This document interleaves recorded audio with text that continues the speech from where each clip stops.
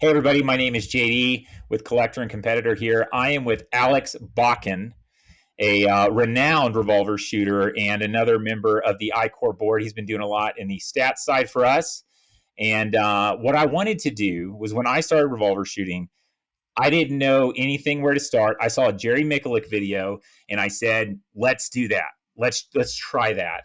And a lot of what I found was Brian Eno's forums from 11 years ago and YouTube videos from 10 years ago. So I thought, why not produce something that can help new revolver shooters and experienced revolver shooters have a good idea where to start and maybe how to get better. So with that being said, Alex, can you tell us about yourself, your background, and what you're doing in the shooting sports? Yeah, so I've been shooting competitively for probably around 10 years. And like most people, I showed up to my first match with my actual carry gun. I went to an IDPA match in a deep concealment holster, shooting, like hot loads. That's how I started. And after I did that for a little while, I eventually saw guys shooting revolvers, and a couple things really struck my interest with that. So I started asking questions. Next thing you know it, I had one in my hand. I then became the match director. I then became an Icore board member, and kind of the rest is history, as they say. So I've been doing this for a little while, and revolvers are kind of my bread and butter. I shoot mostly the iron sight guns with moon clips, but I've tried literally everything. And as you mentioned, I'm the Icore stats guy right now, so part of my duty there is shooting other guns to make sure that the times are accurate in all the divisions, not just the ones I like to shoot. So. Well, very cool. First question, what was your carry gun at the time? That was a CZ-P01, which is an alloy framed double action to then single action gun. So yeah, it wasn't exactly competitive. And a bit of a far cry from a revolver, but yeah, well, very cool. I see a lot of plaques behind you. So you're not just a revolver shooter. You've had quite a few accomplishments. Can you tell us about those? Yeah, I've won quite a few like state and area matches, and I've always a bridesmaid, never a bride, as I believe what some of the guys say at USPSA nationals in particular. At USPSA or IPSC nationals, I think I finished like second, third, fourth, fifth, sixth, seventh, but never first. So I've done pretty well in like the IPSC game, but I've never won the big match. And at Icore, I've won the IRC in limited six and classic, some of them a couple times. I'm not much of a dot shooter, so I haven't gone after open, but I do owe it to Mike and Rich to show up one year and actually prepare and give it my effort. But I Okay, haven't that'll be haven't good. done that yet. So Yeah. Well, I know it's been a long track, probably over 10 years. When was your first major? ooh, that's a good question. Actually, I think it might be on the wall behind me. 2017, I think, is the first major match I entered, and it was Okay, a state match. so it took you about 3 years to feel like you were up to a major. Maybe it was more so I didn't know they existed. Okay, Um, okay, yeah, because when I got started, I was shooting IDPA at my local club because that's just what I knew existed. And I didn't really start branching out into the other shooting sports until I picked up a Smith & Wesson 625, and then I started trying other sports or other events. So I started shooting Icore. I was shooting cowboy action, IDPA, and okay. USPSA Steel Challenge, like dueling tree. I mean, I was shooting all kinds of stuff. And when I picked up that 625, that's when I started checking out USPSA and Icore and Steel Challenge. And then I Okay. realized there was more than just the club match. And so the guys said, "Hey, you should check this out. You should shoot a state match." I also joined all of those organizations and purchased my first competition gun essentially right after they changed the rules from 6 major to 8 minor in Perfect. USPSA. Perfect But timing. as a total new shooter, I had no idea. And so I had this gun and this gear, and I was all excited to shoot it. And then I went to my first USPSA match, and they said, "Hey, man, I didn't think people were shooting those guns anymore." So you can imagine that was a little frustrating. I was a graduate student at the time, so it's not like I had an infinite budget to just go buy more stuff. And so it took me quite a while before I got an 8-shot gun. I think that was Okay. actually that was probably the true factor. Was once I realized major matches existed, I wasn't going to go shoot one with a 6 major gun when everybody else was shooting 8 minor. Because as you know, a lot of USPSA arrays are stand and shoot 7 or 8 shots and then move. So kind of Yeah. painful if you're the only guy with 6 rounds. Yeah, I feel like since production has gone up to 15 rounds, there's a little bit less of that for some reason. I feel like I've just seen that in the last couple months. But now you're a GM in revolver in USPSA, and I've seen you up in the stats for Steel Challenge. You're a GM in ISR and OSR there. Where are you at in Icore right now? I made GM in limited 6 and classic, which are Okay. the 3 iron sight divisions. I've never really, I don't know if it's just my eyes or a lack of trigger time. Um, if you take like some of the other guys that shoot, in the similar or better skill level than I do, and you give them an iron gun and a dot gun, my delta compared to them is significantly less with the irons compared to optics. They will Yeah. like blow a mile past me when you give them an optics gun. Um, and so I don't know. I don't know if I need to shoot more, practice more. Maybe I need to try different types of sights, but I've never been that great with dots. So this year, I guess last year I put together a gun. Like I built a specific gun with an optic on it. I'm going to leave it set up for Icore Open. I've just never shot it much. So this year I'm going to shoot it at the club matches. I'll bring it to Steel Challenge just to get some trigger time. And then I'm hoping, maybe like next year maybe next year I'll shoot IRC and Open and chase after Mike and some of the other guys. Nice. Yeah. I see the utility of the dot for competition for sure. And, especially on the duty side, it's kind of the same. I've never really got into it. I've got the stuff. I'm trying to shoot open this year in Icore, but I really I still feel a little awkward with it. So I feel you on that.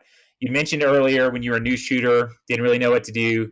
You went out and you bought a 625, which was what the cool kids were playing with a few years before that. It might have been discontinued by the time you bought one.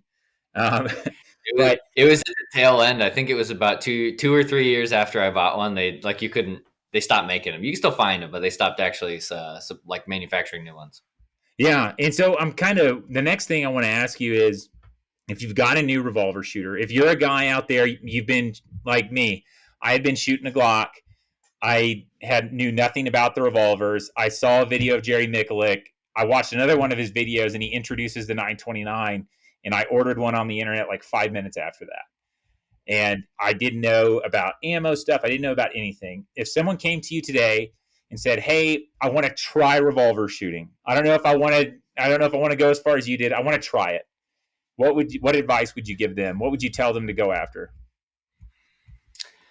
I would probably recommend, just for the sheer availability of parts, I would stick with Smith and Wesson. If you're just getting into it and you're not sure kind of what to do, how to get set up, I would probably buy a Smith because that's what a lot of guys are shooting. So especially if you need help getting the gun set up, or you need to get parts, or you need somebody to work on it, there are a lot more people that know how to do that. I mean, the other guns that because I own, you can imagine I have a couple, right? I Yeah, shoot a lot yeah. of Ruger too. My very first revolver was actually a GP 100, and it has since been highly customized by yours truly.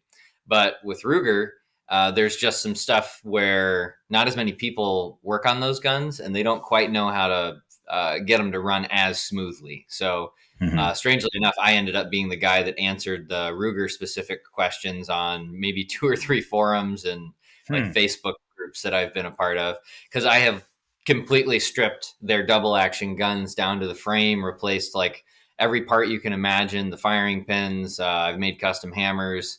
I actually had the grub screw shear in place, which holds the latch mechanism on my GP 100. So we fixed it up on an EDM, burned a hole in it to get the screw out, and then manufactured a custom screw. So my Wow. GP 100 is quite literally a one of one. And I mean, I could have sent it back to Ruger and they would have fixed it for me, but I was like, I don't have time for that, so I just did it. Um, Sure. so when it comes to the Rugers, they're great guns, but just a few less people know how to work on them, and they don't have quite as many parts readily available. But if you want to buy a Smith and Wesson, you can get like triggers, pawls, hammers, like cylinder stops, everything on the second hand market. So if you're going to buy one of your first gun, that's where I'd start. So, two questions for you from that. First one being Taurus. Have you been around Taurus? Have you looked at Taurus?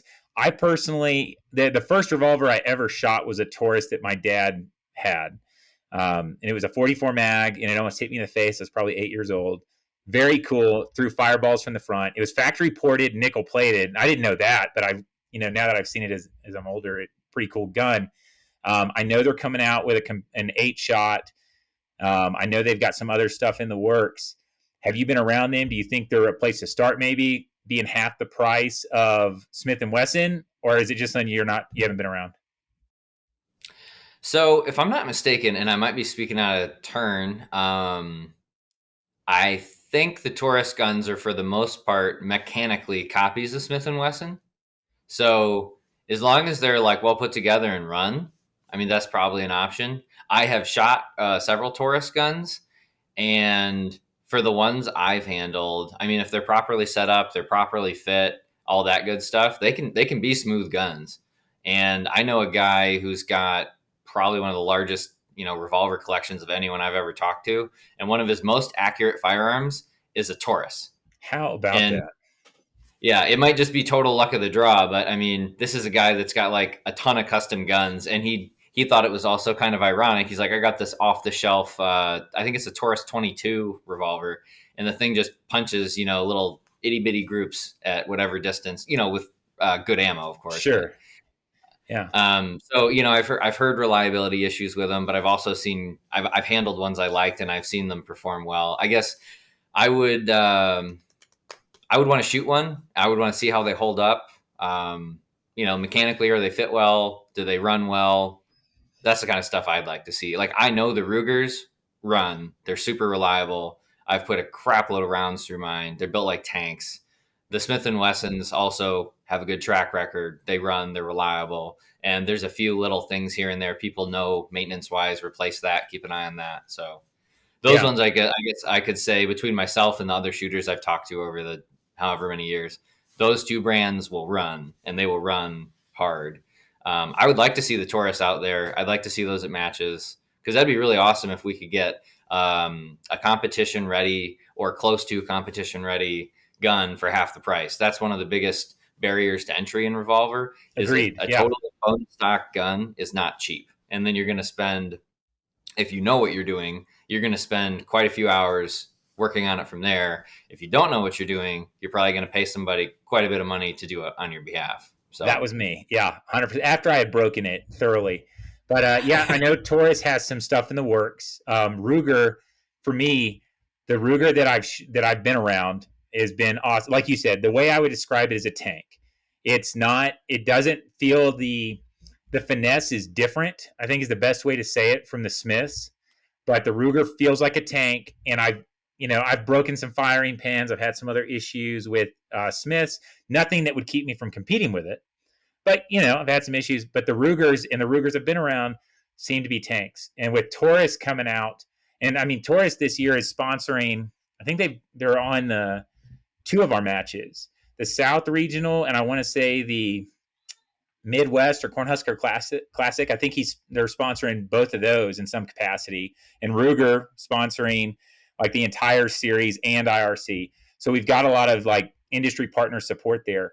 But if Taurus does come out with that rumored eight round 9mm around $700, I'm hoping that can be something that can kind of reduce that barrier to entry that we have with cost in revolver shooting. Because we were talking about, my second question for you was, which Smith and Wesson would you recommend people get? And I'm assuming you're going to say the 929.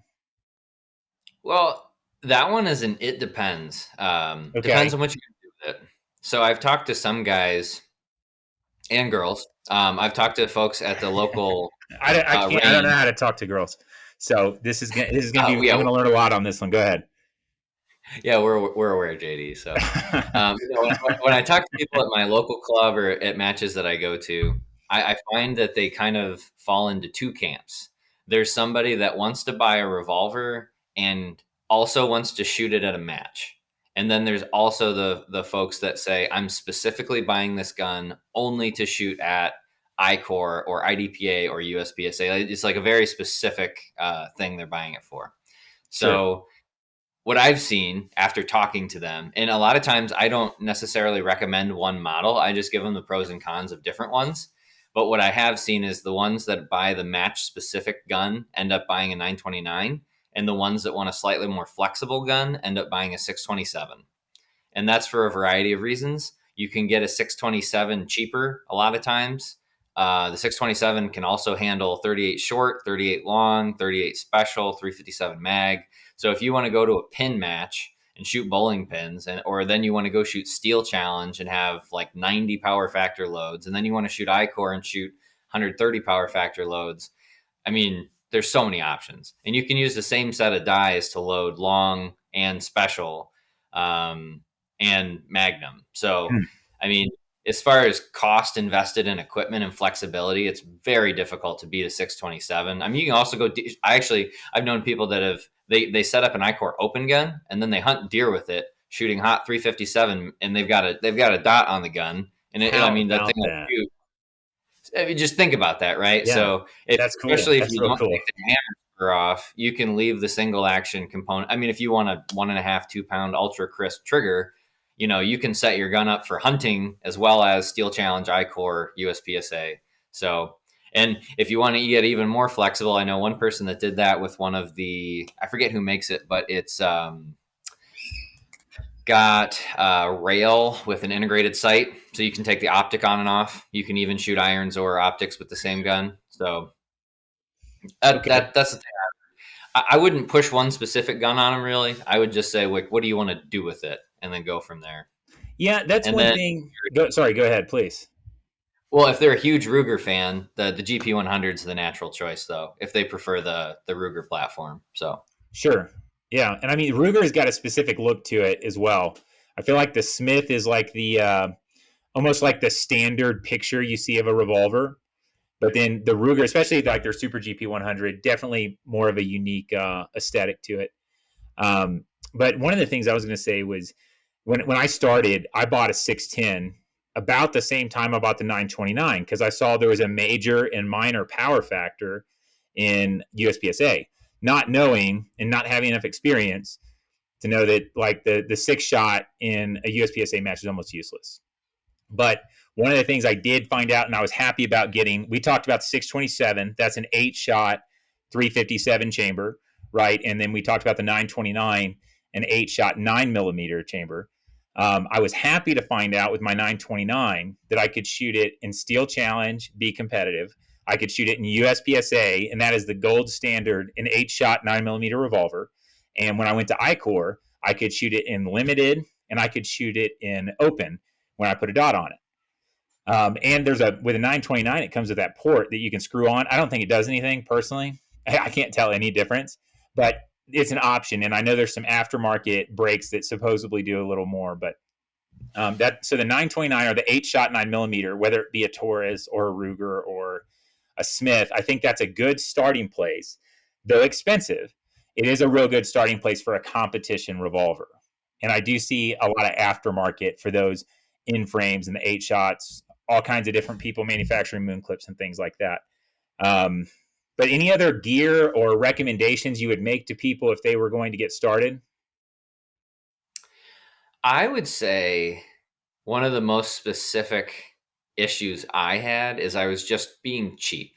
And so I I don't know how long it took me before I sprung the extra $50 it cost to have Pat Hogue make me a custom set of grips. Yeah, no. And I mean, it really doesn't cost that much more. If you go to a big revolver match and Pat's there, he'll fit you for custom grips. And I learned that the way I grip the gun, it's kind of weird. I don't think I've ever seen anyone else who does it the same way. And Pat almost refused to make my first set because he's dude like these dimensions just don't work. It's super weird. And then I showed him how I draw the gun, and he looked at me funny and he said, "Okay, I guess I'll make these for you." Now I've got like 5 sets of them, right?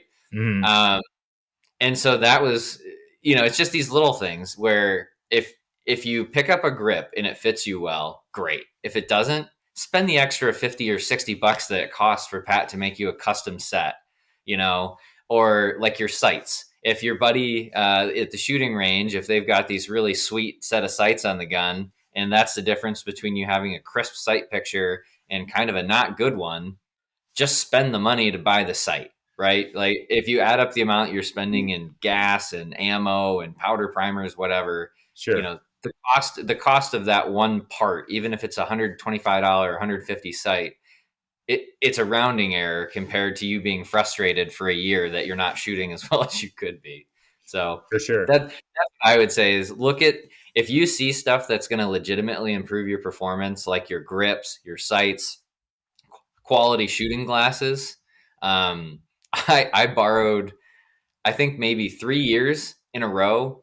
Brian from Hunters HD Gold gave me loaner glasses at area and national matches until I How finally about bought a that? pair. I'm like, what am I doing here? Just buy them, right? Yeah. Um, I see a lot of shooters who do the same thing where they say, "Oh, I don't think I need to spend that $50 or $100 or whatever." But then look at how much time you're wasting, and it just doesn't make sense. So that's the one thing I wish I would have done is a couple of those, a few bucks here or there. I wish I would have done them sooner. I think I was on the other side of it. I got super excited and I just started buying everything. Like I would buy anything revolver related, any moon clip loader, unloader, like you name it, every kind of grip I could find. I went the complete opposite direction and just kept buying stuff because I got into it. And even the same thing with revolvers. I bought when I read what limited six was, and in Icore, that's our division. It's the same as limited. Essentially, it allows you a moon clip gun with a optional weighted underlug. And so I read that, and I hadn't even hosted an Icore match. There was no Icore in New Mexico, so I had to start my own club. Before I even hosted a match, I bought a 686 competitor, which was it's the underlug gun that's got the weights you can adjust, and then it's got the rail on top. And I was like, okay, so I can be competitive in both of these divisions. I love that gun. I have barely shot it, but man, it was I it remember was you posting about that actually, and I'm like, dude, this guy is going nuts. it's one of the. It looks like something out of a video game. I love that gun, and it shoots 357 remarkably well. Of course, a little heavy to be competitive in some things. You got to play with the weight on it, but it's still a really cool gun. Okay, so someone gets started, they buy their first revolver. Training.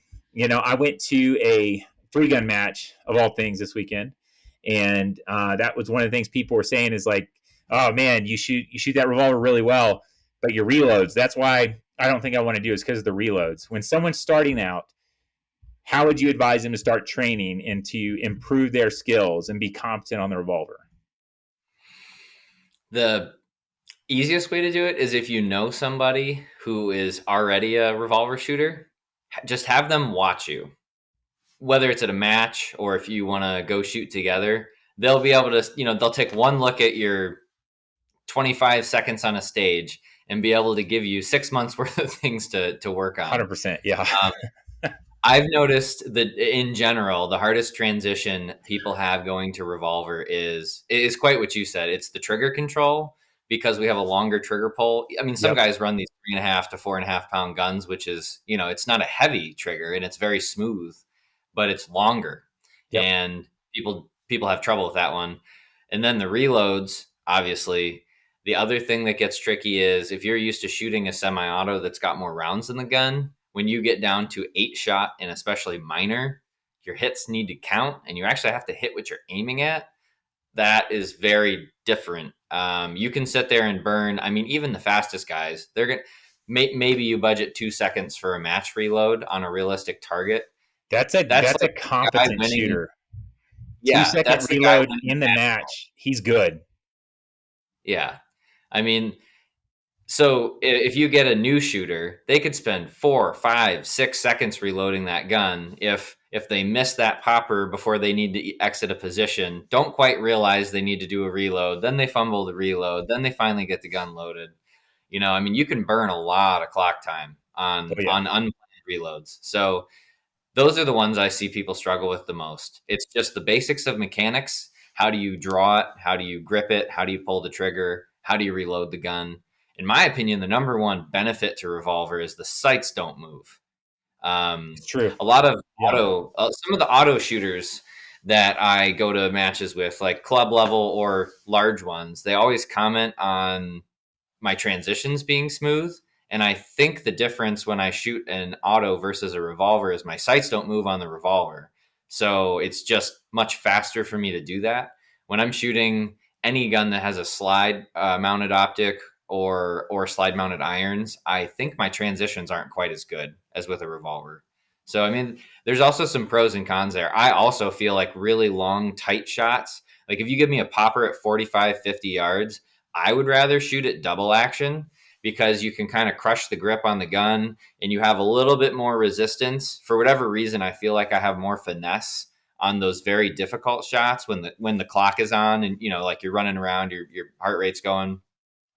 I feel like that's a slight advantage versus a 1.5 pound, 2 pound trigger in a 1911.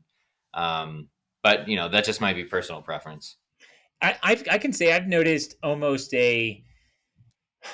like a forgiveness in the sights on a double action trigger as you're pulling through, and especially as you shoot more and your brain kind of learns to process these things faster.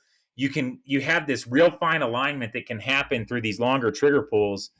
And I mean, Yeah. now granted, if you've got a good grip and you understand recoil management and stuff, it's not obviously people aren't struggling, you know, with these shots with bottom feeder guns. But I will say it's different. And I mean, for me, I know that when I started shooting revolver, the value of accuracy in sport became very apparent to me because whether like in Icore we have time plus scoring, so three bad shots on an 18-second ish stage, and man, I've really added some time. And if I had a miss, I may have added 30% to my time with one miss. And taking those extra shots are often hardly feasible with a 2 to 2.5 second reload. If, like I said, if you're competent, and it's not on the move. So accuracy became really important. Reloads, I saw eating people's lunches, and mine specifically. And are you a weak hand or strong hand reload guy? I'd say 95% of the time I reload weekend. Okay. And I do reload strong hand on occasion, but I have not spent enough time with it to be as consistent as weekend. Do you start So with weekend? I started with strong hand, but I saw Interesting. guys. There was a club near where I kind of got started in all this that had local club rules, and if you pointed your muzzle, even if it was a cylinder open during a reload, if your muzzle was directed above the berm at any time, which you can imagine is not a very steep angle, it was No. a DQ because that range was essentially built in a neighborhood. So if you Wow. looked over the berm, you were looking at some kid's Somebody's bedroom houses. window, yeah, or somebody's balcony. Yeah. There'd literally be people sitting out on their balcony when you look above, Ugh. and you're thinking to yourself, why would anyone put a shooting range here, or why would you build houses around it? Yeah. I don't know which one came first, but their local range rule was that you shall not point your muzzle above the berm. And it was so awkward to try to do it strong hand. Yeah. That's when I saw guys doing weekend reloads, and I realized I could keep a firm grip on the gun, just get your finger out of the trigger guard, and I could essentially keep it pointed either straight level or slightly downward and reload the gun. And I just kind of stuck with it ever since. And Huh. I'm not as fast as some of the other guys. I mean, especially if you watch like Richie and Mike reload strong hand, they're totally faster than I am. I mean, by several tenths of a second if you see him get a quick one. But I've been able to reload a limited 6 or a limited gun in like 1.7, 1.8 on the clock, like in a match. If it's like classifier style stage where I know I've got close targets and I'm just hammering, reload, hammering. I'm not moving or anything. So I'd say, when I first started, I was struggling to get anywhere near a 2 second reload. And I was doing some classifier testing last year, and I was surprised. I had match reloads in like the 1.7, 1.8 range with multiple guns.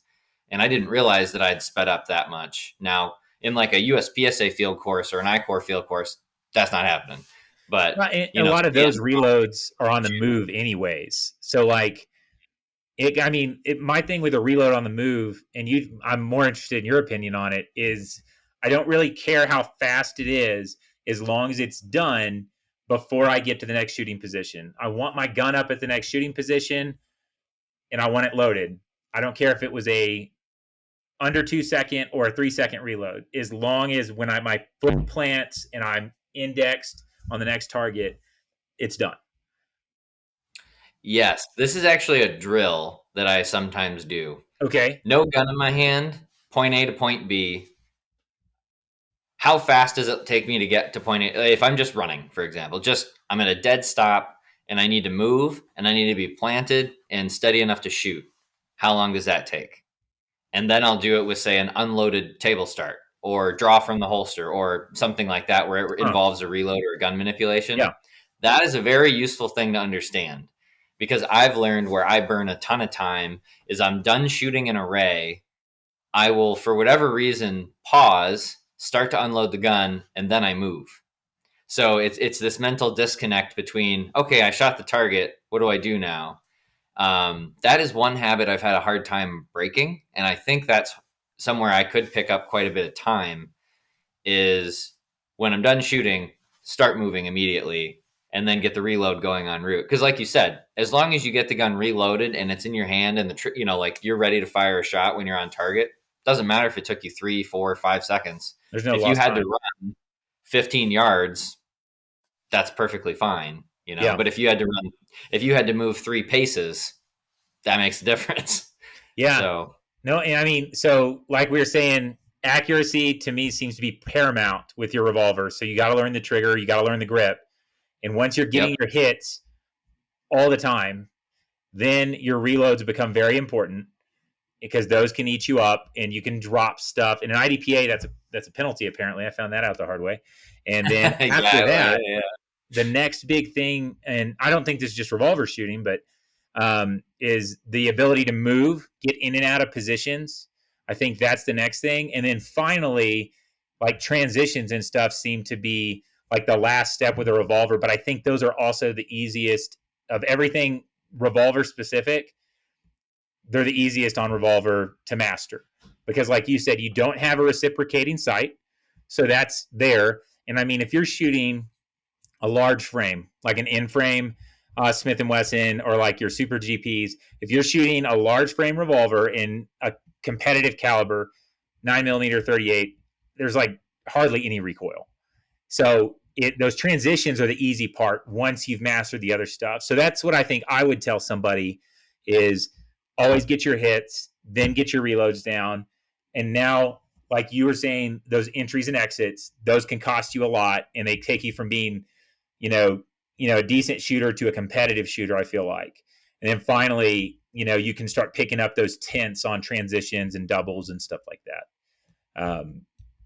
But yeah. And you brought up a good point with the reloads, because it's the only thing we do that has nothing to do with your shooting ability. Correct. So if you're struggling with the fundamentals, you could still sit there and do 400 reloads in Dryfire. You know what I mean? Yeah. Just to get those mechanics down. I feel like I saw something with Jerry Mikulik one time, and he was talking about, like you've got to focus on the things where you can get time. So if you're struggling with the shooting and you're struggling with mastering revolver, but you can somehow manage to reload that thing super fast, that's going to be a couple tenths or a second that you pick up every single time you reload. And if you reload 2 or 3 or 4 times on a stage, that's a lot of time in a 10, 14 stage match, in like a big match. So yeah.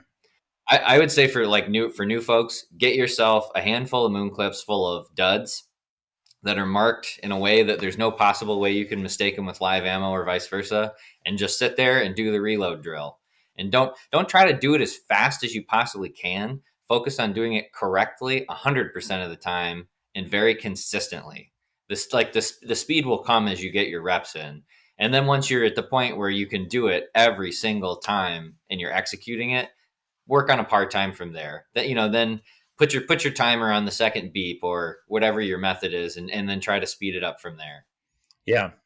One thing I wish I would have known at the beginning is that not all moon clips are created equal. I spent a lot of time and a lot of frustration trying to learn reloads with 3 different brands of snap caps in one moon clip, and the rounds would fall out. And there's this limp round thing that can happen with moon clips, especially like snap caps and things like that. They are not made the way like federal brass is made, right? And so I spent a lot of time dropping moon clips and they just wouldn't go in. And I developed this weird habit where I would drop the moon clip and immediately start spinning the cylinder with my weak hand in hopes that they would fall in time for me to raise the gun and close the cylinder, right? But Oh once I boy. found TK Custom, for example, they make different moon clips for different brass, and they make stainless clips. And once I got the stainless clips, and I loaded them with the brass that they're matched to, like I used federal brass, and those went in. They are rock solid, and I feel like I wasted probably a month trying to get better at reloads and indexing and dropping. But every time when I dropped, the dummies would be at a different angle.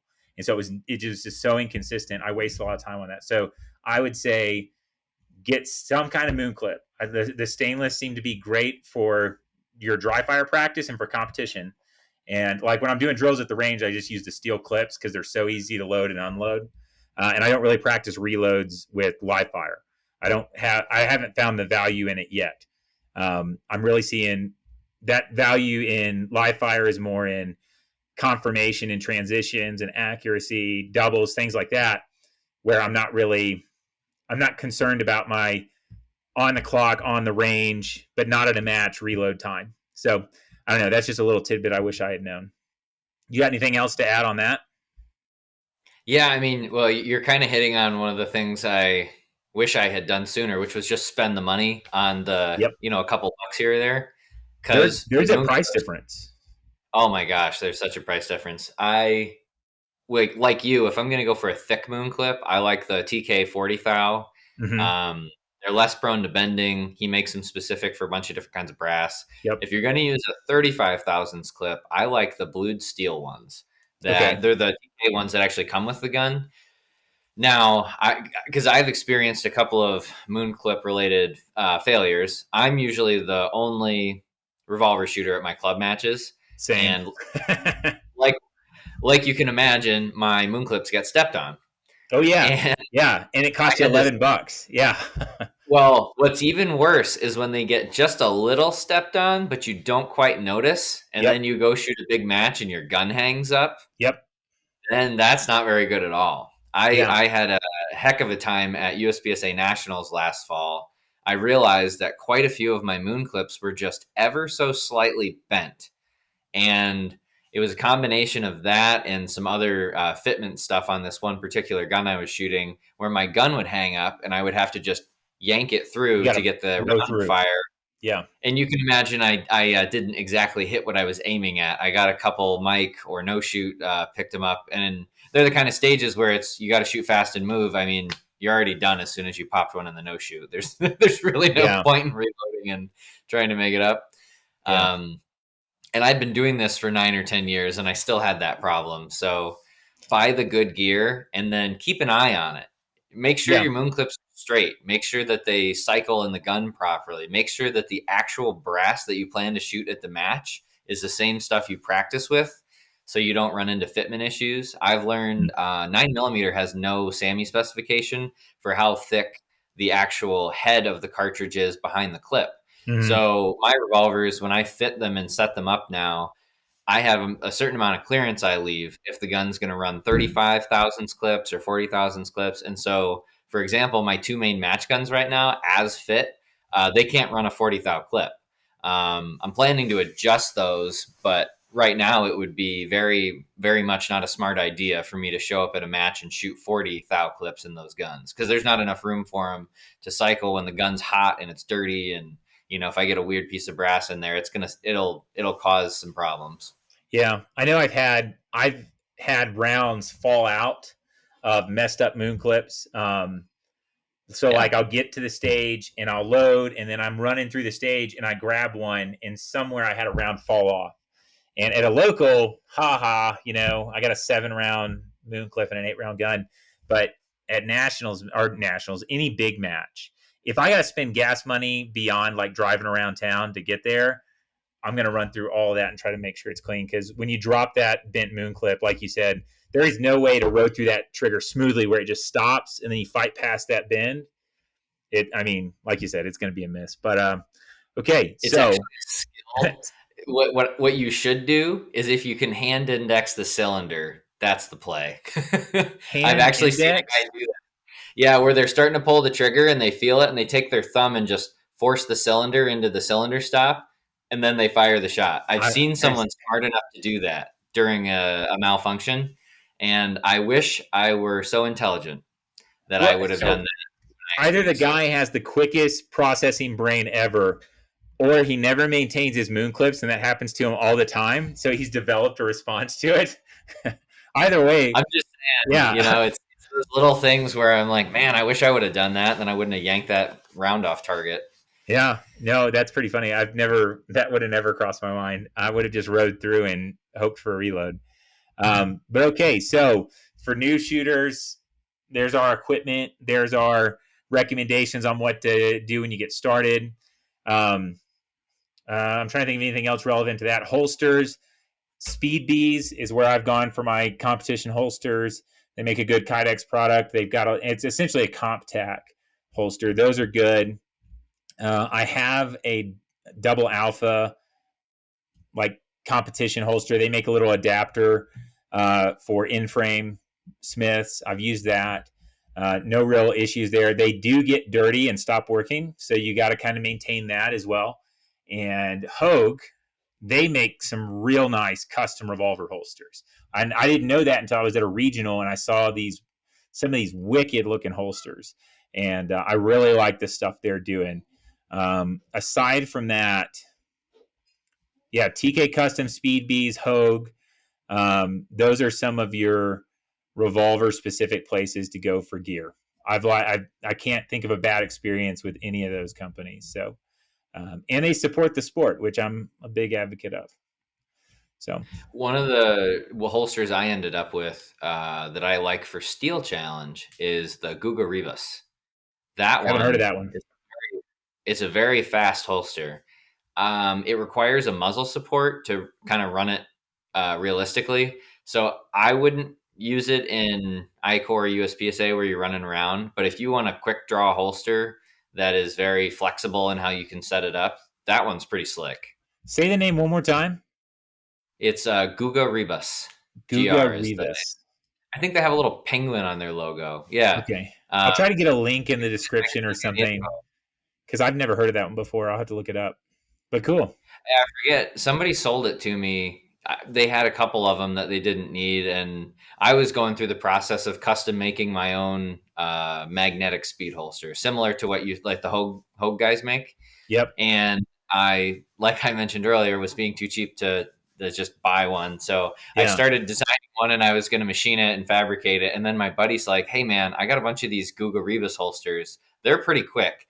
Maybe you should try that out before you spend a bunch of time making yourself a custom holster." And I put that on my belt, and the parts for the custom holster are still sitting on the shelf. That's hilarious. So, Yeah. yeah, There's a they work guy pretty well out for of Steel Texas. Challenge. What was that? They work pretty well for Steel Challenge. If you just want Okay. a fast draw out of the holster and you're not moving. I'll check those out. There's a guy out of Texas, an Icore shooter, great guy, and he's been making custom holsters for himself out of those Hogue speed holsters that they make, the magnetic type, Yeah. just like you're talking about. And some of those things have turned out really good looking. So, also an option if you've got the time and the skill set. But okay, so moving on from starting off gear and things like that. Um, is there a big match you're training for right now? Yeah. I'm shooting a couple of majors this year. The Okay. next one I'm going to is WRC out in California. Okay. Yep. And Yep. Wish I could go. as I mentioned, I put a open gun of sorts together. So I'm going to shoot open and limited. Okay. And then my home club is actually hosting the Michigan sectional. So right now I'm the only Revo shooter signed up, but I will be shooting it.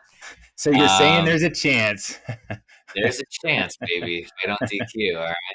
But then after that, I'm shooting USPSA Nationals. I'll be shooting IRC, and then I'm going out to Fallon, Nevada for a WRC match late in the year. Okay, so you're a guy competing at the top level of the revolver world, and you're traveling around going to all the different matches.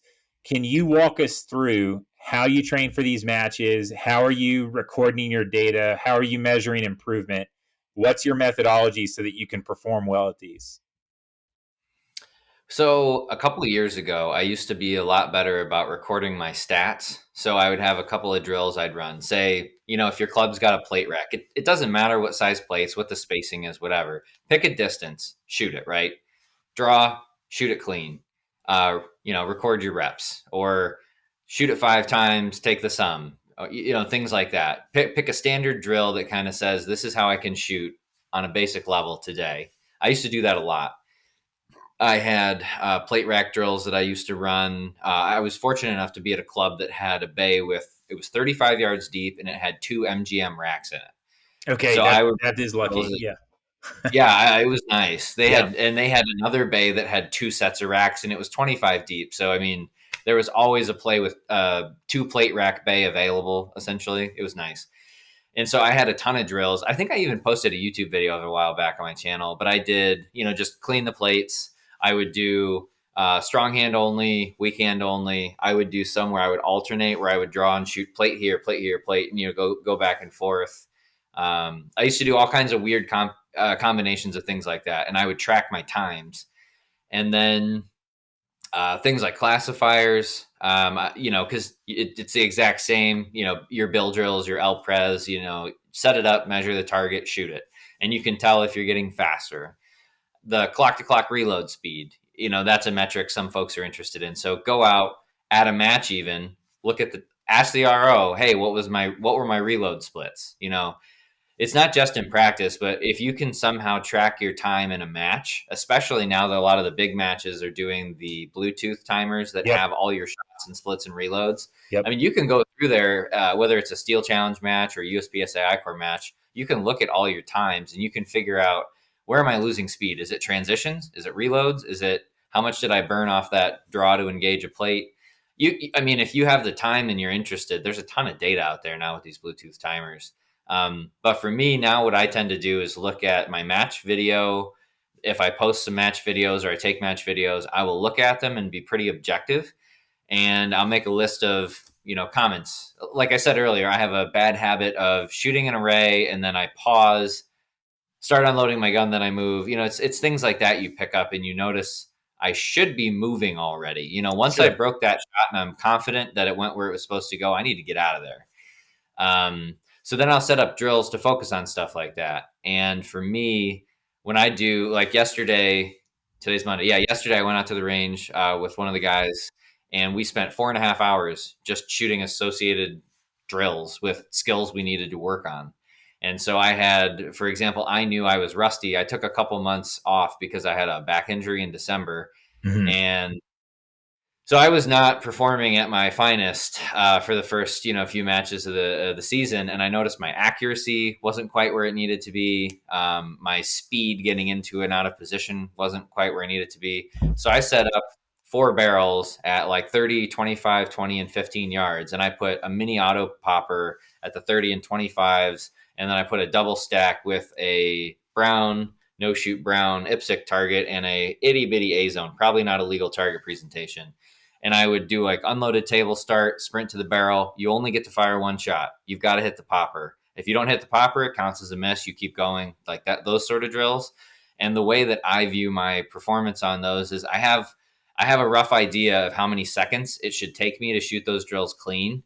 And I was probably 2 or 3 seconds slower. First practice session of the year doing a drill like that compared to end of last year. Okay. And I like to do stuff like that where you mix a lot of skills in. It's Sure. not just how fast can I pull the trigger, how fast can I reload, how fast can I draw.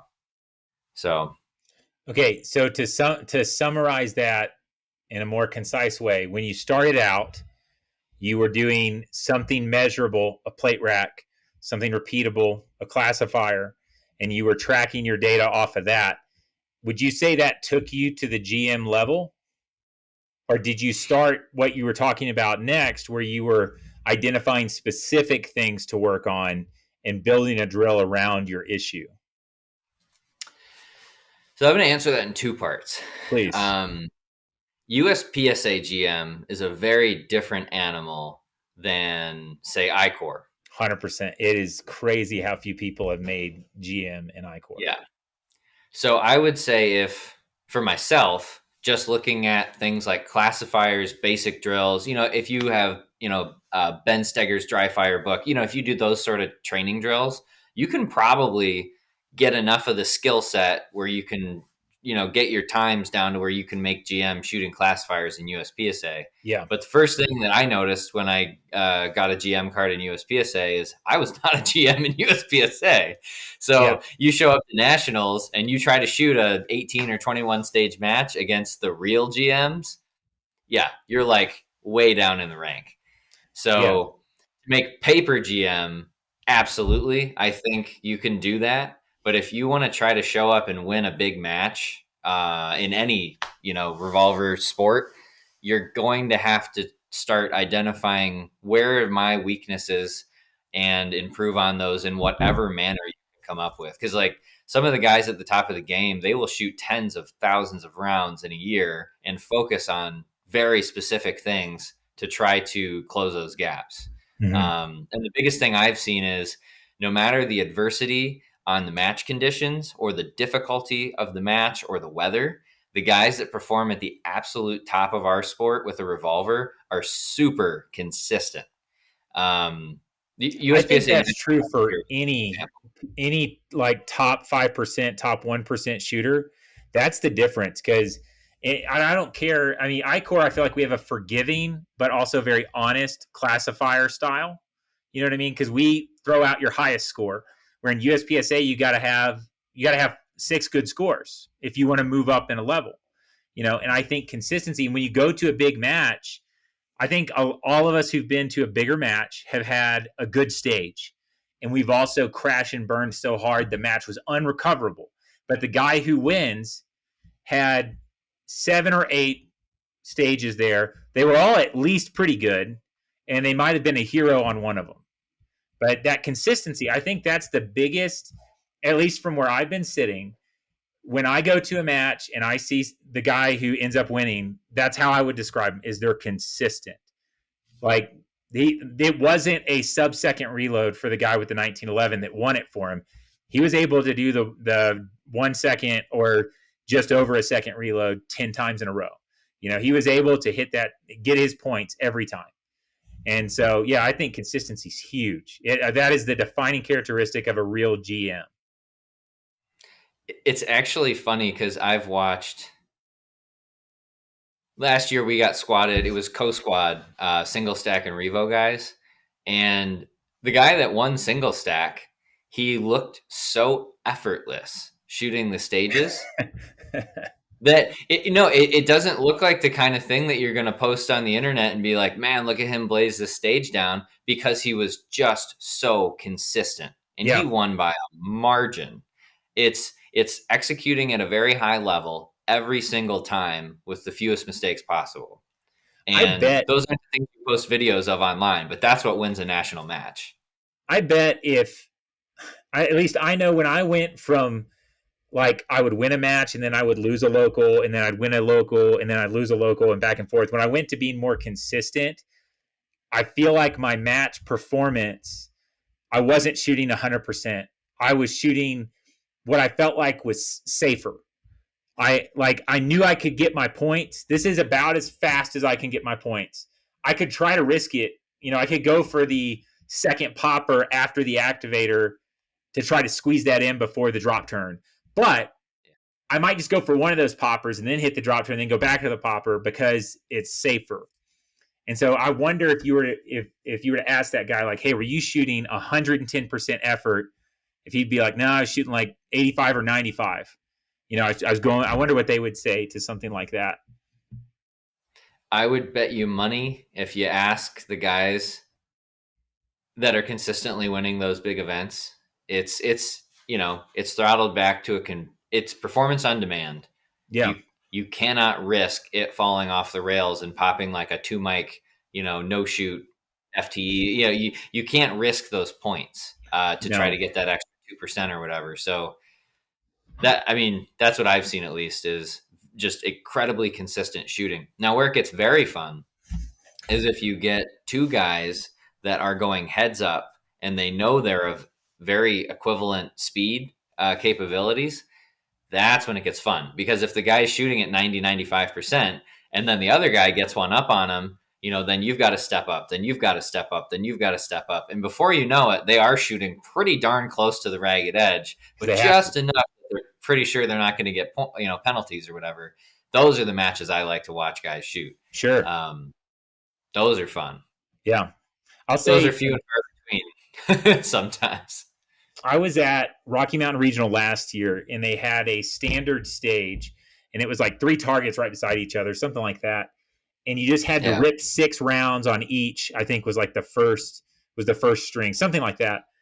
And I was like, I know I've fallen behind because I'm on my squad was one of the guys that I thought would win the match. I was like, I know he's got me by a little bit, at least on the last two stages. So I'm going to try to get it here because it was close. Like, I can do this. I can hit a bill drill. I practice those regular. Like, I can do this. I put, I think, 4 rounds into the B zone and 2 into the C zone right below it. And that cost me at least the first 10 places, at least. And it was just that one stupid thing trying to, like you said, get to the ragged edge.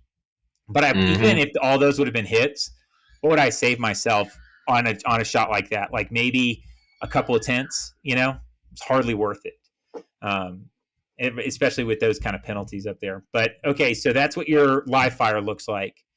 Getting back on topic a little bit, what does your dry Yeah. fire look like when you're getting ready for these matches?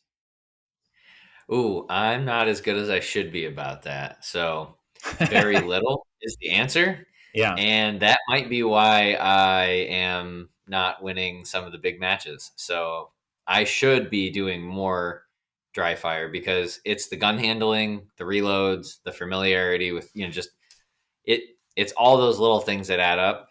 I used to be better about it when I first started shooting. I dry fired a ton, but with my work schedule and other stuff going on, I've struggled to have any sort of dry fire routine. Okay. So when you do dry fire, and I mean, do you dry fire more as you get closer to a match, or do you just go to the range more and you're shooting more live? It's more like in the hotel room the night before. This is Yeah. what I actually do. But what I should do is I have some scaled dry fire targets, and I have them set up in my living room, kind of above the mantle or some other Okay. spots. I'll space them out. And I will try to do 15, 20, 30 minutes, whatever, of just draw, carefully aim at target, reload, carefully aim at target, reload, do some transitions, things like that. Or maybe I'll reload and then take a couple paces, reload, engage a target. Just the basics of gun handling. Try to practice those things. That's what I should do and what I would like to do more of. Sure. Yeah.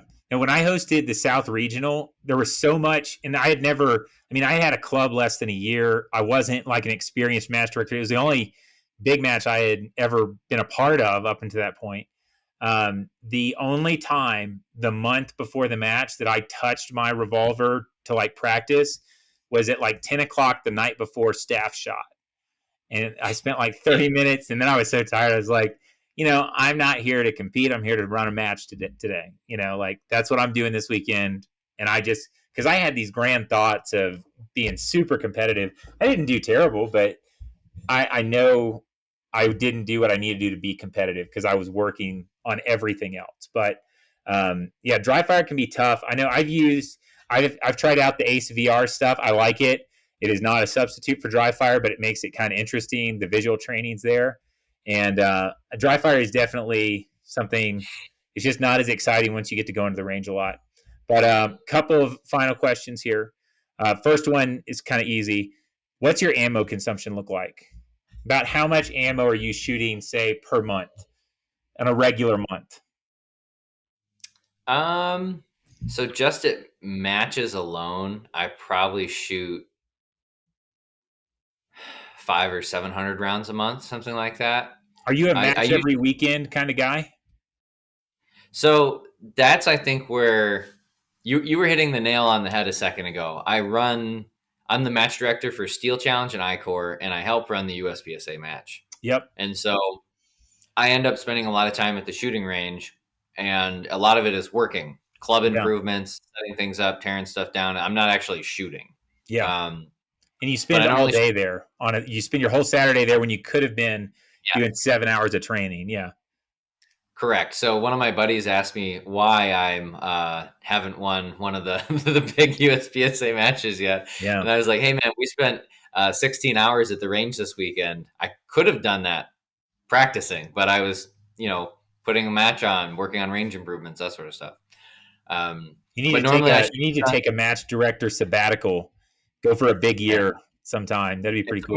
somebody wants to run my Oak Hill Gun Club Steel Challenge, I will gladly teach you everything you need to know. Okay, there it is, guys. So, but no, for matches, I shoot two guns at my Steel Challenge match. So you're looking at minimum 400 rounds if you don't Okay. miss, and then I usually try to shoot two guns at Icore to get classifier data if nothing else in matches. So that's another say 400 rounds, and then I shoot my club USPSA match every month, which is about 200 round match. So I'm somewhere in that ballpark just at matches. And then if I am fortunate enough to have time to practice, I normally like to shoot around maybe 200 to 400 rounds in a practice session, depending on what I'm doing. So if it's a weeknight, I'll probably won't have time to do a lot. And so I'll set up a specific set of drills and I'll focus on shooting no more than like two moon clips in any given string. A lot of times I don't even fire a full 8 rounds a lot of times in one string because I'll practice something, analyze it, and do it again. Practice Hmm. something, analyze, do it again. And That's I how you don't like to improve. Yeah. yeah, I don't like to just sit there and burn ammo doing the same thing poorly. I'll shoot it. I'll go patch my target. I'll think about could I have done this faster? Could I, like you were saying, if I took zero point 0.2 seconds longer to aim, but I didn't pick a makeup or something like that, what's the fastest way to shoot this to get the most points? And then I'll shoot it again. And so a lot of times that's like a week night. If I go out to the range after work, I'll bring 150, 200 rounds and I'll do that. But on a weekend, I might shoot 400 or 500 rounds, but I'll be there for 4 or 5 hours. And I might set up completely different styles of drills, and I might be testing different loads, whatever stuff like that. Gotcha. Okay. Okay. So you're. I mean, obviously, you're pretty busy to be as competitive as you are. We are coming up on an hour. We've talked about a lot of great stuff. I know there's more I'd like to talk about, but I'm going to go ahead and skip to my last question. You're running for Yeah, Icore chair this time around. It's a 2-year term. Um, can you tell us kind of like give us your campaign pitch? Where do you see Icore? What are you trying to accomplish in the next 2 years? yeah. The way I kind of see the current status of our sport is we need more people. We're in a stage where I don't think I'm seeing many younger shooters joining in at the rate that we probably need to be sustainable and grow. We have a steady trickling growth, and I'm seeing like improvements year after year after year. What I think our sport really does need in the next couple of years is finding ways to engage cross promotion with other disciplines and engage especially youth shooters. And people that might not necessarily try an action shooting match. So, like, there's a person at my local Steel Challenge match who was a little intimidated to shoot USPSA or Icore or IDPA, and I said, "Hey, I run a very low pressure Icore match every month. Why don't you come out?"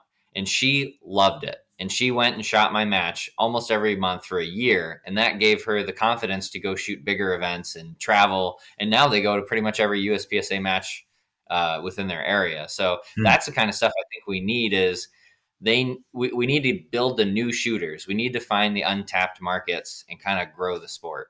So if you can foster a welcoming culture at like the club matches and then put on regionals and IRCs people enjoy shooting, I mean, that's the kind of stuff we need to do. So it all starts with getting more people involved, in my opinion. Yeah, I agree. I think, I mean, obviously we need more shooters.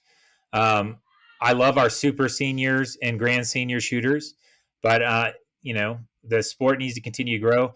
I am seeing via Instagram and things like that. I do see some very passionate, very competitive, like up and coming type of shooters, some younger shooters, some people that are coming over. There's one guy, Alex. He used to be a carry optics. I say used to be. He's a carry optics master, and he stepped into revolver, and of course, he's just absolutely killing it. I'll put his profile down in the description below as well. But yeah, So I think that's Alex, important. I think having outreach. I think our marketing for sure needs to get picked up pretty heavy. Some industry partners, like you said, kind of crossing over a little bit, kind of getting some other sport shooters into Icore. And I think industry partners, like I said, is we can make the sport more accessible, and we can lower some of those barriers to entry and make these events a place to be and something exciting to do. I think all of that would be great. But okay, well, I'm going to link your YouTube down below. Any closing comments for the people out there?